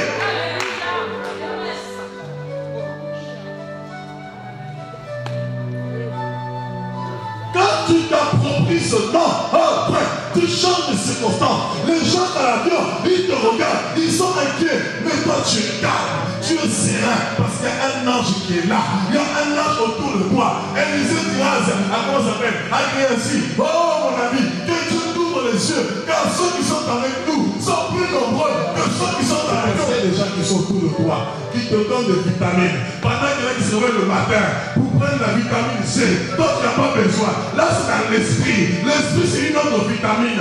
Une vitamine spirituelle qui vient de la source, qui vient de Dieu seul. Pendant que Jésus était à Gethsemane dans le jardin, la Bible dit, cette sueur se transforme en grumeau de sang. Mais la Bible dit, Dieu a envoyé les anges pour le fortifier, pour le soutenir. Je veux te dire une chose, lorsque tu commences à te saisir de la parole de Dieu, lorsque tu commences à t'approprier le nom de Dieu, même si tu es faible, même si tu es fatigué, tant que tu vis, tu comprendras, il y a de l'espérance. Tant que tu vis, tu comprendras, jusqu'au dernier souffle, Dieu peut faire quelque chose. Tant que tu vis, tu peux changer les données de ta vie. Cela dépend de toi. Amen. Le nom est pour toi. Le nom n'est pas pour quelqu'un d'autre. Le nom est pour toi. C'est le nom que Dieu a donné pour toi. C'est le nom que Dieu a donné à ta vie. Je déclare, frère, les gens qui te doivent de l'argent, ils vont te rendre cela. Je déclare, les gens qui te condamnent, ils vont reconnaître la main de Dieu. Je déclare, ceux qui te maudissent, ils finiront par te bénir. Parce qu'ils comprendront, on ne peut pas maudire celui que Dieu a déjà béni. Ah oui, frère. Ils peuvent faire des projets. Esaïe 10 dit, former des projets, ils seront anéantis. Pendant qu'ils font des projets, Dieu vient pendant la nuit, il anéantit, bâtissons-lui le tout. La Bible dit, pendant qu'ils faisaient des projets, ils bâtissaient lui le tout. Dieu est descendu pour casser la tour.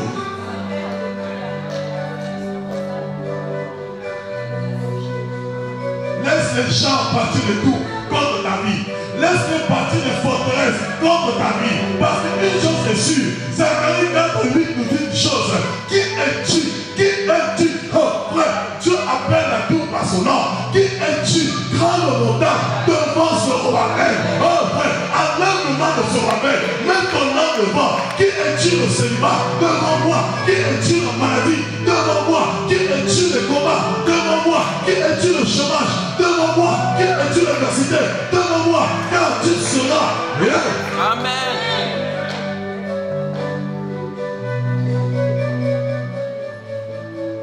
a-t-il quelque chose qui soit étonnant de la part de Dieu?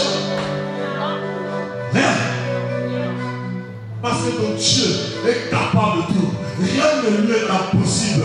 Tout est possible à celui qui croit. On dit tout. On n'a pas dit une partie. On n'a pas dit seulement quelque chose. On a dit tout. Dans le tout de Dieu, c'est l'accomplissement de Dieu. C'est la plénitude de Dieu. C'est un problème de ta foi. C'est un problème de comment tu considères Dieu. Comment tu vois Dieu. Comment tu vis Dieu. Comment tu t'appropries le nom de Dieu. Frère, tout dépend de toi. Tu peux changer le temps, les circonstances, les événements, les données de ta vie. Tout dépend de toi. Dis seulement un mot. Dis seulement un mot. Ce mot-là, c'est quoi? C'est la parole. Les nations attendent une parole de ta part. Les nations attendent un mot de ta part. Les problèmes de ta vie, ils attendent que toi. Si les problèmes augmentent dans ta vie, c'est parce que tu n'as pas encore dit le mot. Si les problèmes perdus, c'est parce que tu n'as pas encore parlé. Commence à libérer la parole.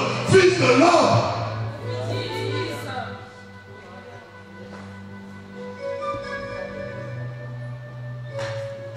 Frère, Dieu ne va jamais parler à ta place. Fils de l'homme, est-ce que ces ossements desséchés peuvent reprendre vie? Avant tu le crois, personne n'en a pas. Si tu crois que je suis capable de tout, commence à parler. Si tu crois que ton Dieu peut guérir, si tu crois que ton Dieu peut agir, alors commence à parler, commence à prophétiser, commence à libérer les paroles. Parce que personne ne peut te maudire. Ah oui frère, la Bible déclare dans Éphésiens 2, nous sommes bénis de toutes les bénédictions. Celui qui est béni, personne ne peut le maudire. Quel que soit l'enchantement contre toi, quelles que soient les incantations, quelle que soit la divination, quel que soit le plan de sorcier, personne ne peut t'atteindre parce que tu es une race bénie, tu es une race à part. Tu es déjà un peuple acquis. Qui peut t'arracher entre les mains de Dieu? Dieu t'a déjà acquis, Dieu t'a déjà possédé, Dieu s'est approprié de ta personne, Dieu ne t'appartient plus, tu lui appartiens. Et la Bible dans Jean 10, personne ne peut enlever tous ceux qui tiennent à sa main, personne ne peut t'arracher de la main de Dieu, mais tout dépend de toi, de comprendre qui tu es et qui tu sais. Donc Dieu est le grand Dieu. Donc Dieu est le Dieu véritable. Tout dépend de toi. Que les gens disent ce n'est pas possible. Oh frère, qui t'a dit que tes enfants ne voyageront pas? Qui t'a dit que ton problème ne sera pas solutionné? Qui t'a dit que ta situation ne changera pas? Qui t'a dit que tu resteras étranger à vie? Eh frère, mais commence à dire je suis étrangère. Commence à dire je suis française. Ah, je suis français. Parce qu'il est écrit. Tout. Ah, moi j'aime Dieu. Dieu n'a jamais dit toujours à moitié. Regardez bien. Il dit toujours tout. Il dit quoi? Tout. Tout lieu où foule la plante de tes pieds. Il dit dans tout lieu. Quel que soit le lieu, à toi de choisir. Tu vas aux États-Unis, vas-y, ça t'appartient. Tu vas c'est vrai David a dit, où que j'aille. Eh frère, David a vu les États-Unis en esprit. Il a dit, où que j'aille, tu es là. Regarde-moi, si je vais aux États-Unis, tu es là. Comme la terre t'appartient, tu me donneras.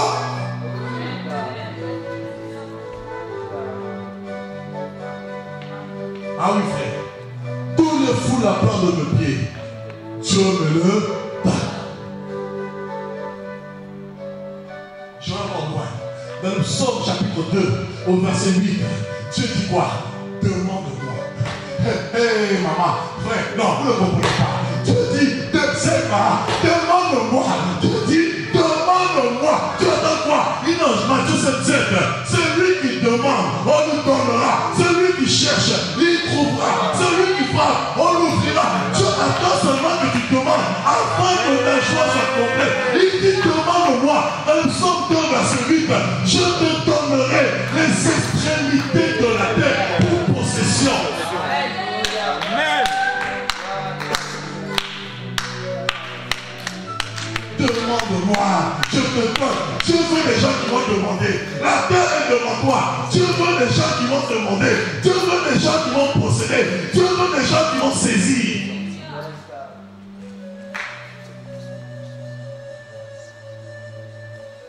tu n'as pas encore compris la parole qui demeure en toi. Tu n'as pas encore saisi la puissance de ce nom. Tu n'as pas encore compris qui tu es, frère. Si tu veux plaider ta cause devant Dieu, tu dois comprendre qui tu es. Tu dois comprendre le nom que tu possèdes.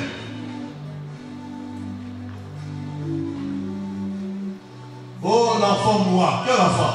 Mon enfant ne mourra pas. Mon enfant vivra.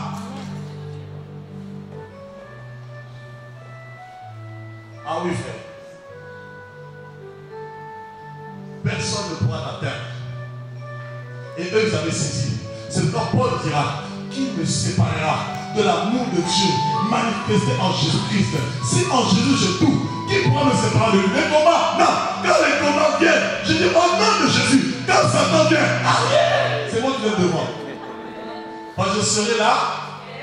L'accueil toujours derrière. C'est quoi Jésus pour me dire, arrière de moi. Parce que la lumière vient devant. La lumière conduit. La parole est une lampe à mes pieds. Et une lumière sur moi. La lumière est conduite. La lumière c'est le guide. Donc je suis la lumière. Je suis la tête. Satan. Arrière. Parce que celui qui est derrière, il contemple. Donc il faut que Satan contemple la lumière. Amen. Il faut que Satan voit ta gloire. Amen. Il faut que Satan voit l'élévation. Amen. Il faut que Satan voit la guérison. Amen. Il faut que celui contemple les bontés de Dieu. Amen. Oh, si, c'est pas possible. Qui t'a dit c'est difficile? Donc Dieu a dit tout. Tout lieu foulera. Tout est ta part. Avec Dieu, tu as tout.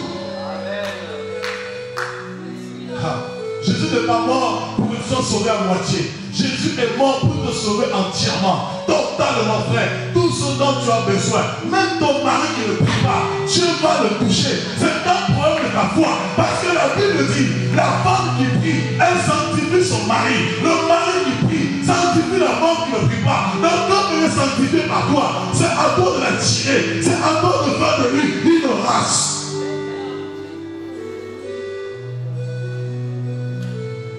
Ah non, ce mari me fatigue, il ne prie pas, il ne comprend rien, il ne sait rien. Oh, qu'est-ce qu'il ne comprend rien? Parce qu'il y a un combat, il est dans les ténèbres, il faut l'amener dans le royaume de Dieu. Commence à prophétiser, commence à parler, parle à son esprit, parle à son âme. Parce que Dieu t'a mis à côté de moi. Parce que Dieu t'a mis à côté de moi. Parce que tu es ma moitié. Et parce que tu participes à la grâce de Dieu que dans ma vie, tu n'as pas le choix. Tu seras touché. Tu n'as pas le choix. Tu te convertiras. Tu n'as pas le choix. La grâce qui est sur moi, elle reposera sur toi. Tu n'as pas le choix. Ton esprit s'ouvrira. Tu n'as pas le choix. Tu connaîtras mon Dieu.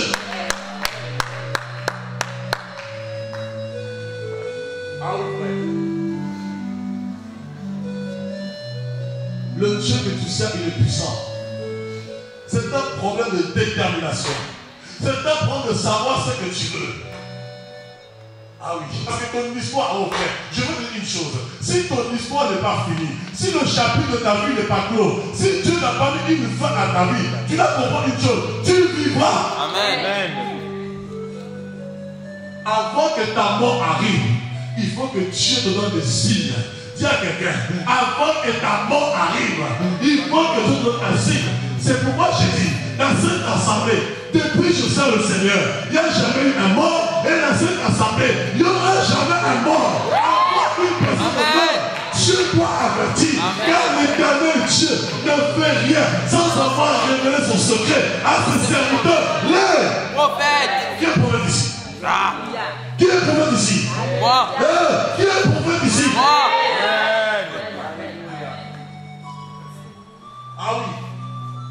J'ai dit Dieu, tant que je te servirai, jamais une personne va mourir.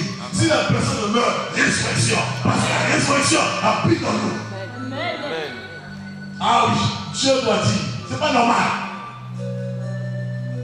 Écoutez, la Bible dit, pendant que l'apôtre Paul enseignait à Éphèse, Éticus, qui était penché, comment ça s'appelle, au bord de la fenêtre, il va tomber mourir. La Bible dit, Paul n'a pas paniqué.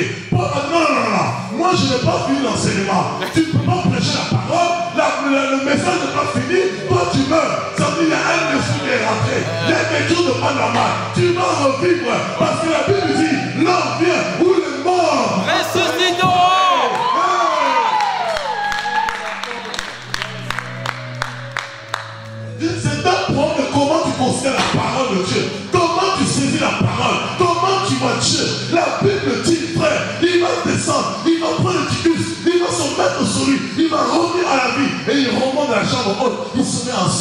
reçois la parole, tu connaîtras la vérité t'affranchira. C'est le jour de ta visitation, tu seras libéré. Même si Satan ne veut pas, c'est ton jour. Amen. Amen.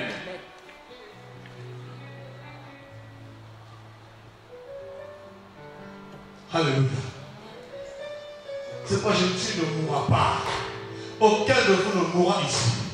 À partir du moment où tu franchis le seuil de Seigneur, tu ne mourras pas. Je le déclare pour ta vie. Tu ne mourras pas. Ton temps n'est pas encore fini. Tu as encore des années devant toi. Tu vivras de l'enjeu. Il faut que tu témoignes les progrès de Dieu aux générations à venir, aux générations futures. Il faut qu'ils connaissent qui est ton Dieu. Amen. Il faut que tu vois tes enfants grandir. Tu les enseignes la voie ou les voies de l'Éternel. Mes enfants, écoutez la parole de l'Éternel. Alléluia. La parole n'a pas été donnée pour les autres. La parole est envoyée pour nous. Pour que nous ayons la promesse. Pour que nous ayons une pleine espérance. Et la Bible dit, l'espérance ne trompe point. L'espérance ne trompe point. Car celui qui se confie en Jésus, il ne sera jamais dans la confusion. Tu ne seras jamais confus. Parce que Dieu ne pourra jamais te laisser la confusion. Il est le Dieu de la précision. Il part avec exactitude. Il part avec précision.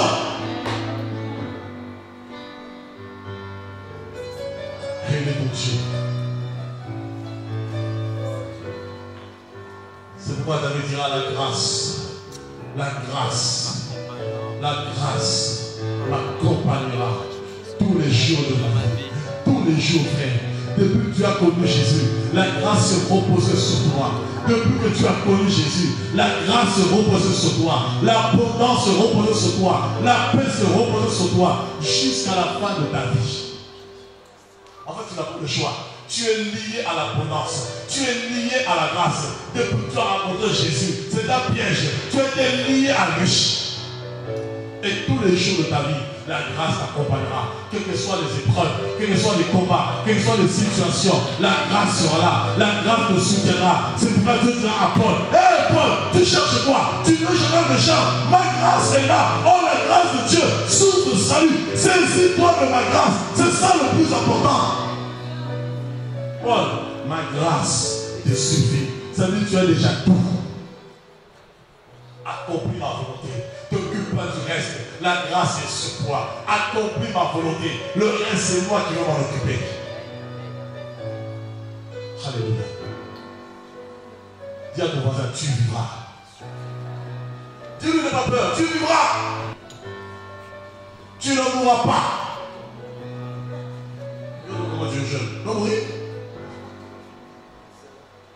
Regarde comment tu es jeune. Mourir.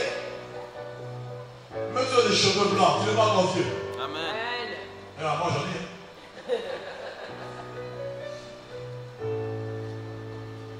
Même si les cheveux blancs poussent, tu ne mourras pas. Ah oui, frère. Tu n'as pas encore la canne, maintenant tu vas mourir. Quand tu vas mourir, tu auras la vieille canne. Oui. Le corps fatigué. Là, tu dis c'est bon. Je me suis rassasié de longs jours. Maintenant, mes amis, que Dieu vous bénisse. Je veux vers le Père. Avec choix en plus. Tu arrives à l'assemblée. Oh, frère et soeur, attendez aujourd'hui. Bénissons le Seigneur. Rendons grâce à Dieu. Écoutez, moi on a dit la mort est un gain. Ah, là, je suis plus d'accord. Là, je suis plus d'accord. On dit la mort est un gain. Je vais dire ça à Timothée. Combat le bon combat. Combat le bon combat. J'ai achevé. Paul dit quoi? Frère, tu vas achever ta course. Tu vas, oh my God, tu vas achever ta mission. Voilà les exemples. Voilà les aînés. Voilà les mauvais. Tant que ta mission n'est pas finie, tu ne mourras pas. C'est toi qui diras, enfin, j'ai achevé la course. La couronne de vie est réservée. Je dis là, avant que tu meurs, Dieu doit se révéler à toi. Dieu doit te montrer. Dieu doit te donner un signe. Parce que tu n'es pas un simple homme. Les simples hommes, ils meurent sans se rendre compte. Ils donnent le sang pour prophétiser. Mais tu n'es pas un simple homme. Tu as l'esprit prophétique. Jacob dira à mes enfants, venez autour de moi. Je vais vous raconter ce qui va se passer. Pourquoi? Parce qu'il savait que lui ne sera. Il ne sera. Parti. Il ne sera plus là. Donc il savait qu'il arrivait à la fin. Quand tu se dis la parole de Dieu, oh oui frère, les gens vont te prendre pour un fou. Oui, parce qu'il se prend pour Dieu, il se prend pour qui? Eh bien écoute mon ami, je me prends pour celui qui connaît qui il le sait. Je connais mon Dieu et mon Dieu me connaît. J'ai la science, Paul dira, j'ai la science, car celui en qui j'ai cru a le pouvoir de garder mon dépôt, frère. Même si le lion s'acharne contre moi, même si le vent, même si les tempêtes s'acharnent contre moi, je sais une seule chose, je sais en qui j'ai cru. Celui en qui j'ai cru a le pouvoir de me libérer, a le pouvoir de me sauver. Peu importe ce que les hommes peuvent dire de moi, je sais une seule chose, mon Dieu est capable, mon Dieu peut, mon Dieu agira, mon Dieu se lèvera, mon rédempteur aura le dernier mot.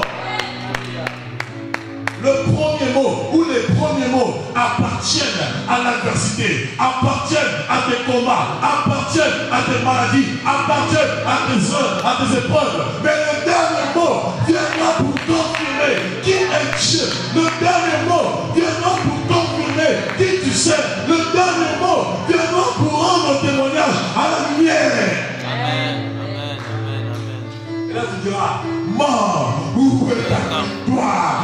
Mort, où est ta puissance? Oh my God, car la mort a été engloutie. Je veux te dire une chose, ta maladie sera engloutie. Dans Exode 14, il y a quelque chose de vrai. Dieu dit aux enfants d'Israël, retournez-vous en arrière. Pendant les enfants d'Israël marchaient, les Égyptiens venaient. Ils ont dit, on va arrêter ces hommes. Dieu a dit à Moïse, dit à son peuple de regarder en arrière. Ils vont se retourner. Dieu dit, à partir d'aujourd'hui, ces personnes-là qui nous poursuivent, la maladie qui te poursuit, les épreuves qui te poursuivent, à partir d'aujourd'hui,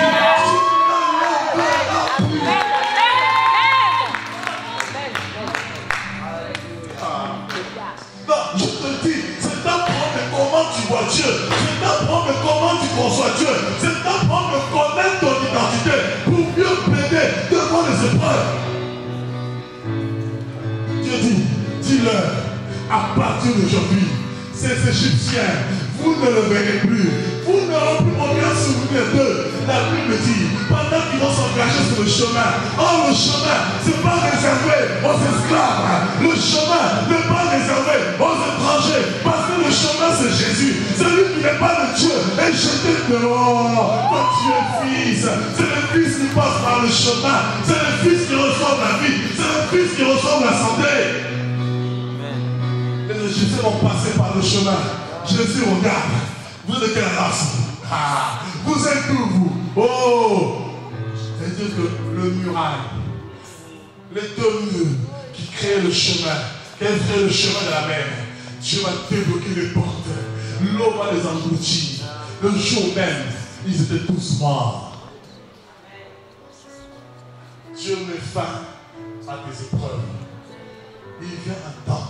Et ce temps arrive, et ce temps est déjà là, où tes problèmes vont être transformés, où tes épreuves vont être transformées. Oh frère, ne doute pas des promesses de Dieu, ne doute pas de celui que tu sers, ne doute pas de ton Dieu, mets en lui ta confiance et il agira. Amen. Jésus n'attend que ça. Il dit dans Jean 5, 17, mon Père agit jusqu'à présent, et moi aussi j'agis. Dieu veut des gens qui vont le pousser à agir. Dieu veut des gens qui vont le pousser à être en action. Alléluia. Amen. Enlève la tristesse. Bannis l'angoisse. Bannis la peur. Bannis la tristesse. Bannis le regard inquiet. Commence à regarder à ton Dieu. Commence à fixer ton regard vers ton Dieu. Commence à regarder à ton Rédempteur. Commence à regarder à ton Créateur. Commence à regarder à ta rémunération. Commence à regarder à ton salut. Alléluia. C'est alors que tu verras les œuvres de Dieu dans ta vie. Et tu ne comprendras pas comment Dieu agira dans ta vie. Tu seras étonné de ce que Dieu accomplira dans ta vie. De l'homme ordinaire que tu es, il fera de toi un homme extraordinaire. De la femme ordinaire que tu es, tu deviendras une femme extraordinaire. Ne regarde pas à toi-même, ne regarde pas tes manquements, ne regarde pas tes faiblesses. Même si aujourd'hui, il n'y a pas de formation, ce n'est pas un problème. Même s'il n'y a pas de formation, selon les hommes, mais dans l'esprit, Dieu forme ton caractère. Parce qu'il est un projet, il y a toujours une formation pour toi. Il y a autant marqué par Dieu, tu ne comprends pas. Allô, bonjour monsieur. Oui, bonjour, je suis bien monsieur, oui. Écoutez, nous avons retenu votre candidature. Ah bon, c'est vrai? Oui. Amen. Tout est possible. À celui qui C'est croit. celui qui croit. C'est un manque de foi. Ah oui, Dieu dit crois seulement. Il n'y a pas 2-3 méthodes. Croire Seulement. la foi. Car tout ce que Dieu a appelé, il les a justifiés. Et tout ce qu'il a justifié, il les a. Il y a un temps de gloire pour ta vie. Il y a un temps d'excellence pour ta vie. Qui t'a dit que tu resteras tout ce que tu es aujourd'hui? La Bible dit dans 1 Jean, vous ne savez pas ce que vous serez. Car ce que vous serez n'a pas encore été manifesté. Oh frère, arrête s'il te plaît. Arrête de regarder à ta famille. Arrête de regarder à tes frères. Arrête de regarder à tes soeurs. Arrête de regarder aux gens qui sont autour de toi. Arrête de regarder tes amis. Oh, mes amis se marient. Mes amis ont un bon travail. Mes amis ne prient pas. Mais mes amis ont ceci. Mes amis ne prient pas. Mes frères, est-ce que tu connais le salaire qu'ils ont derrière? Oh, mes amis ne prient pas. Oui, mes frères, Jésus a dit. Il dit à Simon, parmi tous ceux qui ont tout quitté pour moi, il n'y a personne qui reçoive au siècle présent, au centuple, mais avec des persécutions. Ça veut dire quoi? Contrairement aux païens, parce qu'ils sont étrangers à la vie de Dieu. Et Dieu ne peut que châtier celui qui l'aime, parce que les païens sont étrangers. Donc comme Dieu t'aime, il veut que la chose qu'il te donne ait une valeur dans tes yeux. Il veut que ça ait une valeur dans ton cœur. Il veut que c'est de l'importance. Donc il va te travailler. Travailler ton cœur, travailler ton caractère. Amen. Oh non, mes amis ont ceci, il y a ma famille, il y a mon frère, il y a mes soeurs, il y a mes parents, il y a le tonton, il y a ceci, il y a cela. Pourquoi les autres? Pourquoi pas moi? Mais qui t'a dit qu'il n'y a pas de pourquoi? Il y a aussi quelque chose pour toi. Amen. Mais il y a un temps que tu as arrêté pour toi. Il y a un temps que tu as réservé pour toi. Attends que ce temps arrive. Il y a un temps pour toutes choses. Il y a un temps pour que tu souffres. Il y a un temps pour que tu pleures. Il y a un temps pour que tu sois combattu. Il y a un temps pour que tu sois éprouvé. Il y a un temps pour que tu trembles. Il y a un temps pour que tu sois effrayé. Mais il y a aussi un autre temps. N'est-ce pas, le monde nous dit qu'après la pluie, même eux, ils ont coupé la Bible. Parce qu'il y a un temps pour tout. Tu vois un peu? Après la pluie, après les épreuves, après les combats, après cela. C'est pas Jean Joël, chapitre 3, verset 1. La Bible dit, après cela, après les ruines d'Israël, je relèverai la ville, je répandrai sur vous de mon esprit et je rebâtirai sur les ruines. Oh frère, je dis une chose, même si ta vie paraît une ruine, Dieu va rebâtir sur les ruines que tu es. Les mêmes ruines de ta vie, frère, Dieu va rebâtir dessus pour montrer à ceux qui t'ont combattu hier, à ceux qui t'ont ruiné, pour leur montrer, il est celui qui prend les choses faibles.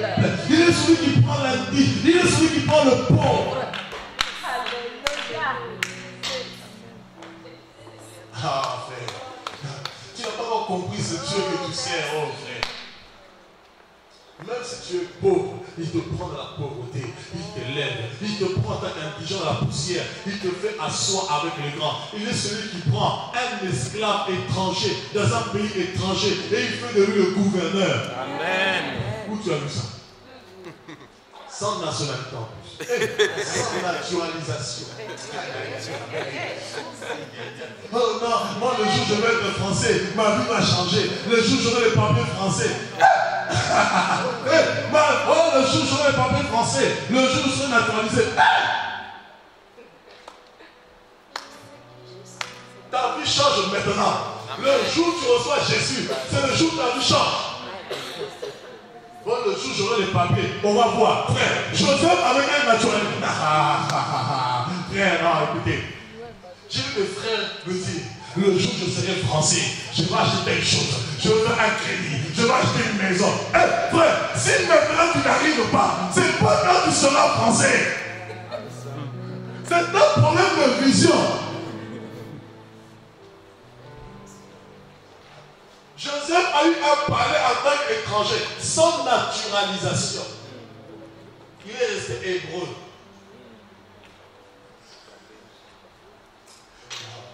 Il faut comprendre ce que je dis. Sans naturalisation, Joseph, il a reçu, il a hérité le palais. Oh frère, je prophétise le président de la France. Amen. Ça manque de foi. Amen. Vous savez, le président veut dire quoi? Le président, c'est pas forcément celui qui a l'Élysée. Ouais, notre problème, c'est ça. Ça manque de compréhension. La vie d'un que celui qui préside s'attache à la présidence. Vous avez vu? Aïe. Le président veut dire être devant. Donc je prophétise que tu vas être président de la France. Amen. Tu seras au devant de la France. Dans quel ministère, je ne sais pas. Dans quel poste, je ne sais pas. Mais au moins dans ce pays, tu vas prier. Amen.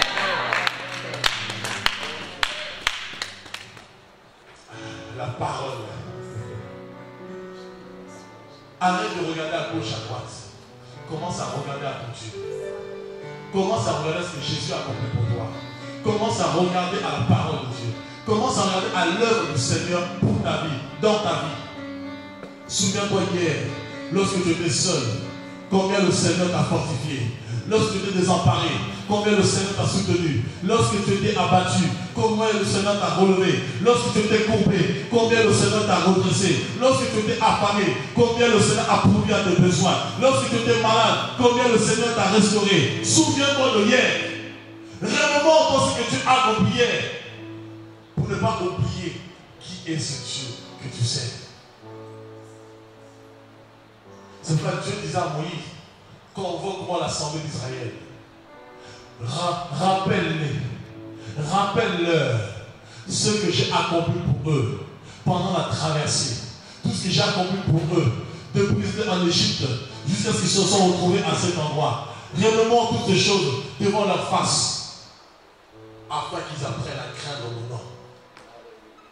Frère, rappelle-toi ce que tu as accompli hier. N'oublie pas. Rappelle-toi hier ce que tu as fait. Rappelle-toi ce que tu as vécu hier avec Dieu. Rappelle-toi pour ne pas que les épreuves du temps présent te fassent oublier qui est ce Dieu dans ta vie. Pour ne pas que les épreuves du temps présent te fassent oublier la grandeur de ton Dieu. Pour ne pas que les épreuves du temps présent te fassent blasphémer contre Dieu. Rappelle-toi ce que tu as vécu hier. Si c'est lui-même qui a agi hier, n'agira-t-il pas aujourd'hui? N'est-ce pas qu'il est le même? Et celui qui est le même hier, n'est-il pas le même aujourd'hui? Ne sera-t-il pas le même Demain. Alléluia. Amen. Amen. L'identité de fils. Tu n'es pas orphelin.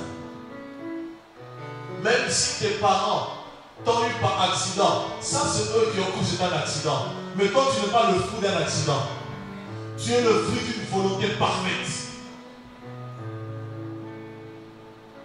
Même si tu es issu d'un viol, toi tu n'es pas issu d'un viol. Ça c'est la tête de tes parents. Mais pour Dieu, tu es issu de lui. Amen. Nous nous sommes sortis d'une personne. Nous sortons de lui. Il fallait que son côté. Percé. Quand on a percé son côté, tu es sorti. Je suis sorti. Nous sommes sortis. Amen. Une nation est née. Amen. Un peuple est né. Une race est née. Oh frère. C'est quoi il dit? Me voici moi et les enfants que tu m'as Donné. Nous sommes ces enfants. Ça veut dire quoi? Il dit les enfants que tu m'as donnés. Tu es le don de Dieu pour le royaume. Donc ça veut dire que tu es un privilège. Tu n'es pas n'importe qui. C'est Dieu t'a donné le Père il t'a donné à Christ. Il m'a donné à Christ. Il nous a donné à Christ. C'est nous sommes le don de Dieu. Un don précieux. C'est quoi l'apôtre Pierre dira. Et vous-même, comme des pierres précieuses. Tu es précieux à ses yeux. C'est le psaume 104 qui dit, celui qui te touche à la première. De l'Éternel. Ne touchez pas à mes mains. Quand tu comprends cela, 2 Corinthiens chapitre 1, 21 nous dit, est clair, nous sommes, celui qui a tous loin en Christ, c'est Dieu. Vous avez tous reçu l'onction. On a tous reçu l'onction par l'Esprit de Christ en nous. Et Dieu dit, ne touchez pas à mes mains. Personne ne peut te toucher. Personne ne peut t'atteindre, ni même le diable. Avant que le diable te touche, il faut qu'il demande la permission. C'est pas lorsque le diable a touché Job, il fallait qu'il demande la permission à Dieu. Dieu, s'il te plaît, permets-moi. Je veux dire à quelqu'un aujourd'hui, les épreuves qui t'arrivent, c'est Dieu qui le permet. Les épreuves qui t'arrivent ne sont pas là pour t'accabler, car Dieu ne permettra jamais que les épreuves soient au-dessus de toi. Les épreuves qui t'arrivent, c'est parce que Dieu t'aime. Il faut que tu demandes au monde que tu es le Fils unique, le Fils préféré. Parce que lorsque Dieu te voit, il te voit comme Jésus, le Fils modèle. Pour rendre témoignage au monde, pour rendre témoignage à la puissance des ténèbres, pour montrer aux hommes le Dieu que tu sais, la grandeur, la puissance de ce Dieu. Satan va demander la permission à Dieu. Pourrais-je toucher Job? Dieu dit, il n'y a pas de problème. Mais je fixe de limite. C'est pourquoi je dis à quelqu'un, ta maladie ne mène pas à la mort. C'est pourquoi j'aime Jésus. Lorsqu'il va voir cet homme aveugle de naissance, il dit, oh non, cette maladie, cette souffrance a été manifestée pour que la gloire de Dieu soit manifeste aux yeux des hommes. Ta maladie ne mènera pas à la mort. Cette maladie, c'est pour que les œuvres de Dieu soient manifestées. Dieu dit à Satan, tu peux toucher à Job, mais tu ne toucheras jamais son âme, car son âme m'appartient. Je tiens l'âme de toute chair dans ma main. Et quand ton âme est dans sa main, personne ne pourra te tuer. Même la mort ne pourra pas te tuer. Quand la mort arrive devant chez toi, elle fuit. Amen. C'est pourquoi quand l'ange destructeur est rentré en Israël, la Bible dit, comme sur, quand ça s'appelait linteau, il y avait, comment on appelle ça, la marque du sang. Quand l'ange de la mort passait, lorsqu'il avait levé le sang, oh, il y a un sang qui coule dans ton veine. Ce n'est plus le sang de ton père, ce n'est plus le sang de ta mère, ce n'est plus le sang de tes parents, ce n'est plus le sang de ta famille. Il y a un sang qui coule dans ton veine. C'est le sang précieux de Jésus-Christ. Même la mort, lorsqu'elle viendra, elle va survoler ta maison, elle va te survoler, elle touchera quelqu'un d'autre, mais elle ne te touchera pas. Amen. Elle te touchera seulement quand Dieu dira, mon fils, l'heure est venue. Il faut que tu rentres À la maison. Moi j'ai tendance à dire, tant que tu n'auras pas achevé la mission de Dieu dans ta vie, tu es inconfamable. Amen. Tu es immortel. Tu ne mourras pas. Tu es immortel. Et quand tu comprends que tu es immortel, saisis l'opportunité que Dieu te donne pour marquer ta génération. Saisis l'opportunité que Dieu te donne pour marquer ton temps, pour marquer ton passage sur la terre. Il y a des hommes qui ont marqué leur passage sur la terre, frère. Et Dieu veut que tu fasses aussi partie des héros de la foi parce que tu es un héros. Alléluia. Amen. Amen. Prends la Bible pour finir. Romains, chapitre 8.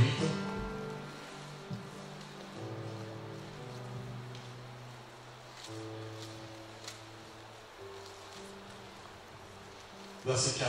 On peut tous ensemble. Carrément au verset 14 jusqu'au verset 17.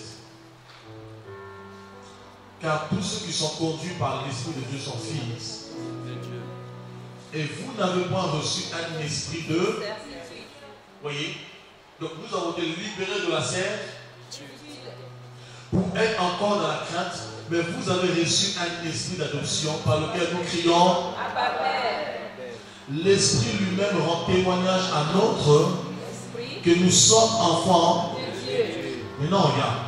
Il a dit que l'Esprit rend témoignage à notre esprit que nous sommes enfants de Dieu. Mais regardez ce qui est encore bien. Le verset 17. Or, si nous sommes enfants, nous sommes aussi, parce que l'enfant est appelé à faire quoi? Héritier.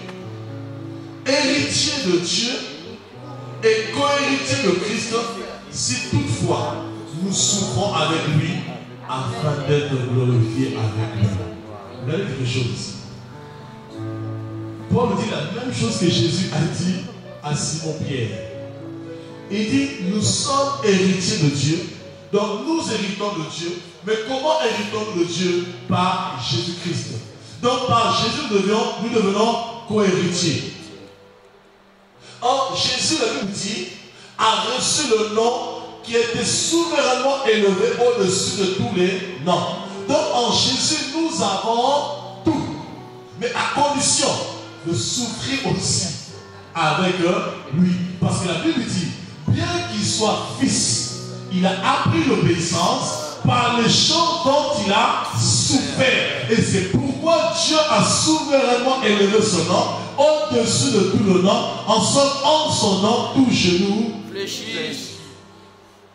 Donc ça veut dire, pour que son nom ait un impact encore puissant dans ta vie, pour que son nom soit glorifié dans ta vie, il faut que tu passes par les souffrances de Christ. C'est-à-dire que Dieu va agir, mais avant qu'il agisse, il faut que Dieu lui-même permette des souffrances. De la même manière que le Père a mis la coupe devant Jésus. La coupe ne venait pas du diable. Frère, je veux dire à quelqu'un, ta souffrance ne vient pas du diable. Même si hier tu as commis une erreur, certes c'est vrai, mais ta souffrance ne vient pas du diable. C'est Dieu qui permet les épreuves. C'est Dieu qui permet la maladie. C'est Dieu qui permet la souffrance parce qu'il veut glorifier son nom dans ta vie. Et par-dessus tout, il veut te glorifier aux yeux de tous. C'est quoi qu'il a dit? On n'allume pas une lampe. Qui est la lampe ici? On n'allume pas une lampe pour la mettre sous un poisson. Mais quand on allume une lampe, on l'allume pour que tout le monde dort. Donc Dieu veut te glorifier. Pour que tout le monde voit la gloire de Dieu dans ta vie. Pour que tout le monde voit la main de Dieu dans ta vie. Donc accepte les épreuves. Ne rejette plus les combats. Accepte les épreuves. J'ai dit Seigneur, encore plus d'épreuves. Seigneur, encore plus de combats. Seigneur, encore plus. Parce que plus les épreuves sont grandes, plus la gloire aussi.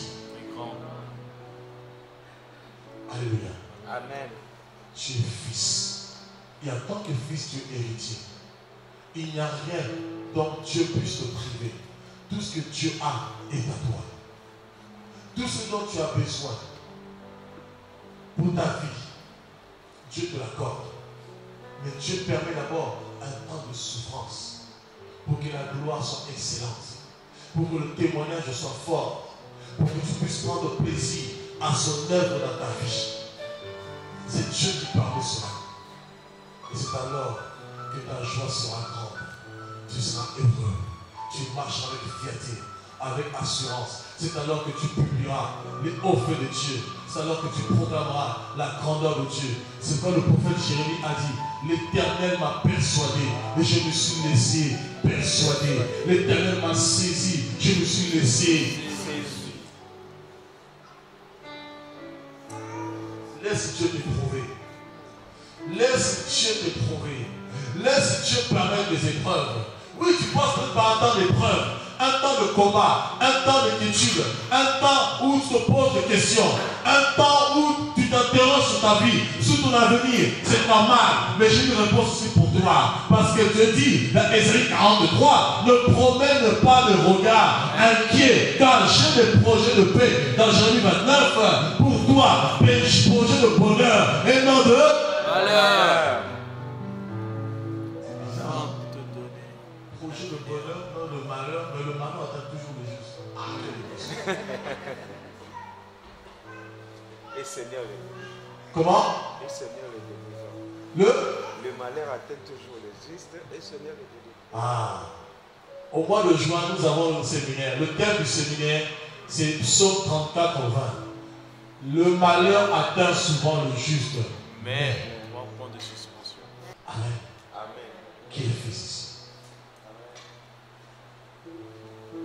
qui est héritier de la promesse ici? Est-ce que tu comprends que la promesse est pour toi? Tu comprends que la grâce est pour toi? C'est quoi je dis? Tu vivras. Tu vas témoigner les merveilles de Dieu. Tu verras l'accomplissement de l'action de Dieu dans ta vie. Même dans tes études, tu seras la tête. Tu réussiras. Tu es condamné à la réussite. Tu es condamné à triompher.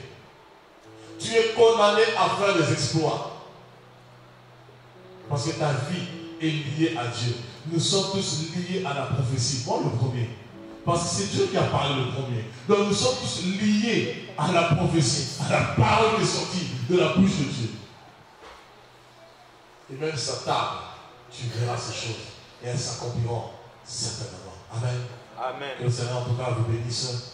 Marchez dans la victoire. Marchez comme étant des fils. Marchez en tant qu'héritier. Quel que soit le problème, rappelez au Seigneur ses promesses. Plaidez dans sa présence. Réveillons la mémoire de Dieu.